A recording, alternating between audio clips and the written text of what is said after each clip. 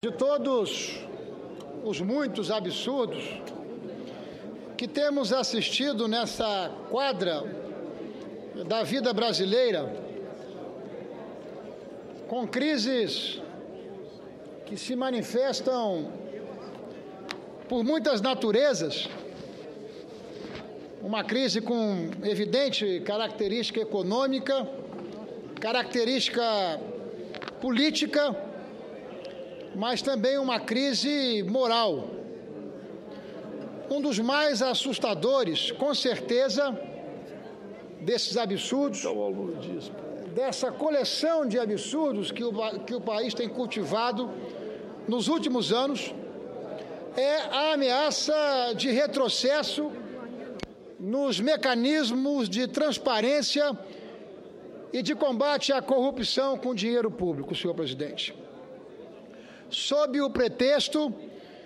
de fazer uma reforma administrativa voltada para a redução de custos e ganhos de eficiência da máquina federal, o que nós estamos percebendo é uma reforma que tem o foco muito menos no interesse da sociedade e muito mais no interesse de acomodar a baixa qualidade do exercício na política, em função da necessidade de se ter base a todo e qualquer custo no Congresso brasileiro, lamentavelmente vendo o governo evoluir e avançar pelo campo pantanoso,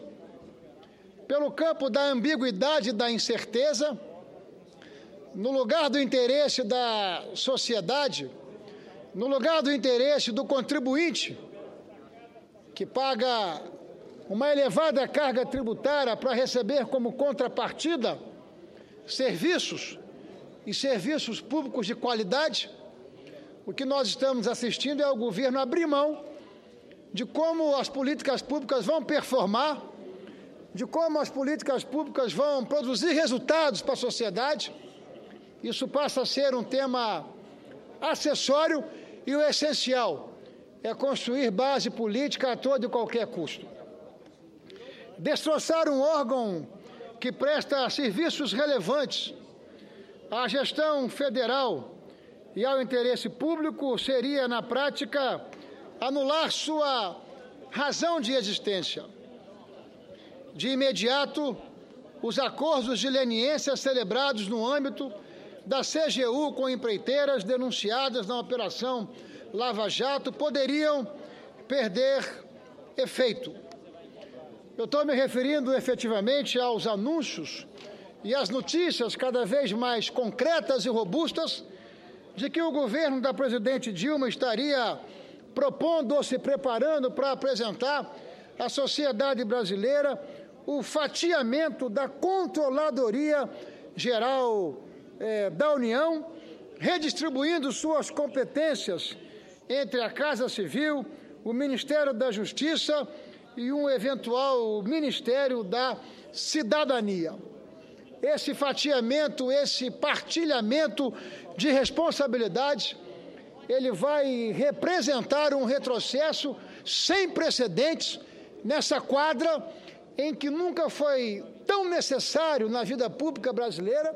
a transparência e os mecanismos efetivos, não apenas de prevenir, mas de coibir a impunidade que tem se perpetuado. E a Controladoria Geral da União tem cumprido de forma relevante e estratégica esse papel na defesa, não do governo, mas na defesa do Estado brasileiro e dos contribuintes brasileiros. Atentos a esse movimento, os servidores do órgão foram às ruas contra a decisão dessa suposta iniciativa.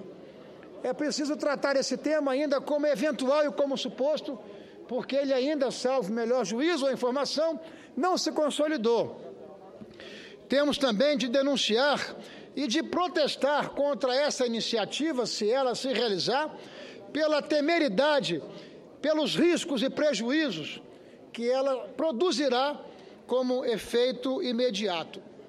O faturamento da Controladoria Geral da União poderá implicar em grave retrocesso, portanto. Para a Operação Lava Jato, seu efeito deletério e até pior que o desmembramento do processo liderado pelo juiz Sérgio Moro, decidido pelo Supremo Tribunal Federal na semana passada. É inacreditável que uma operação como essa, que tem produzido resultados efetivos para a sociedade brasileira, que devesse ser fortalecido, porque não se tem notícia de uma operação jurídica que tenha produzido resultado efetivo, como a Operação Lava Jato, que é impecavelmente coordenada pelo juiz Sérgio Moro, que já produziu, inclusive, repatriação, recuperação de mais de 1 bilhão e 800 milhões de reais recentemente. Não se tem notícia, senhor presidente, na história republicana brasileira, de uma ação tão bem coordenada, tão bem orientada, no limite da lei, até porque tudo aquilo que o doutor Sérgio Moro tem feito, coordenando a Operação Lava Jato, tem recebido por parte do Supremo Tribunal Federal homologação e aval, por assim dizer. A competência para instaurar e julgar os processos administrativos é hoje do ministro da CGU. Sem isso, a independência do órgão desaparece de vez e suas atribuições seguem para outros ministros ou podem mesmo ser encaminhadas à própria Petrobras, no caso, à própria origem desses processos, para que iniciativas administrativas possam ocupar o papel da Controladoria Geral da União. O órgão, evidentemente, ficaria impedido também de avocar processos em curso em outros ministérios, muitos dos quais sujeitos à interferência política. Cada ministério passaria a ser responsável pela apuração das suas próprias irregularidades. Um absurdo completo, sem pé nem cabeça. Até mesmo a lei de acesso à informação seria afetada pelo esfacelamento do mais importante órgão de controle do governo brasileiro. É ele que fiscaliza o cumprimento de prazos dos pedidos de informação feitos ao Executivo. O tal combate à corrupção, tão propalado pelo governo, estaria definitivamente carimbado como sendo mera retórica ou mera bravata. O que a presidente Dilma disse recentemente na ONU soa absolutamente como patético, sobretudo quando ela volta ao país com o propósito de desestruturar totalmente o órgão responsável por apurar desvios em ministérios estatais e em contratos da União com estados e municípios. Um sinal do discurso vazio estava no desinteresse, penso eu, da presidente Dilma em sancionar e regulamentar a lei anticorrupção e das queixas da própria CGU sobre o seu orçamento apertado. Em lugar de fortalecer o órgão, o governo tratou de asfixiá-lo e agora dá um golpe fatal, certeiro, propondo-se isso se realizar, o fatiamento e o compartilhamento dessas responsabilidades, o que vai de novo representar um enorme retrocesso nessa quadra política da vida brasileira. Auditorias e outros procedimentos investigatórios, ainda por serem implementados, nunca mais seriam iniciados. Até porque sabemos todos, ou alguns,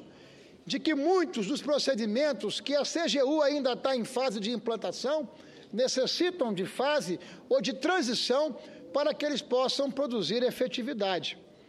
Qualquer tentativa de enfraquecer, fatiar ou tirar, subtrair poderes de apuração e de prevenção de corrupção no âmbito da Controladoria Geral da União precisa merecer não apenas o meu protesto, mas o protesto de todos que estão associados, que estão alistados dessa luta contra a delinquência no poder público, contra aqueles organismos criminosos que se apropriam do Estado como se o Estado fosse em propriedade particular dos seus próprios interesses. Se essa proposta, evidentemente, chegar ao Congresso, vou certamente trabalhar para derrubá-la. Vou fazer aqui a minha modesta e humilde militância, mas com certeza será uma militância muito afirmativa para impedir senador Paulo Paim, senador Walter Pinheiro, que mais esse crime possa ser cometido contra o interesse público brasileiro, contra a existência de um órgão que no tempo vem se afirmando, vem se aperfeiçoando, vem lutando, é verdade, com escassos recursos para manter e ampliar os seus procedimentos e as suas prerrogativas. Portanto, senhor presidente, eu quero desde já, como alguns outros senadores já o fizeram, o senador Eumano fez uma manifestação nessa direção,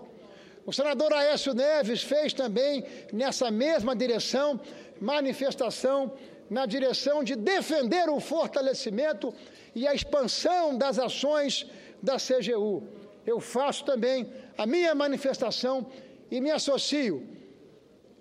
enviando aqui toda a minha solidariedade aos funcionários públicos concursados que, no âmbito da CGU, estão emprestando à sociedade brasileira, ao contribuinte brasileiro, com sua responsabilidade, com sua especialização, uma enorme contribuição no combate sem trégua, no combate à delinquência na atividade pública, que, lamentavelmente, se transformou numa metástase na vida pública brasileira, senhor presidente. Portanto, essa é a minha manifestação de solidariedade à manutenção do CGU contra o seu fatiamento e solidariedade aos funcionários, aos bravos funcionários de carreira, aos funcionários concursados que lá fazem a sua profissão, a sua carreira e que naturalmente dão importante contribuição ao combate, como disse aqui, e repito, à existência da delinquência, como nunca se viu na vida brasileira nessa quadra. Muito obrigado, senhor presidente, senhoras e senhores senadores.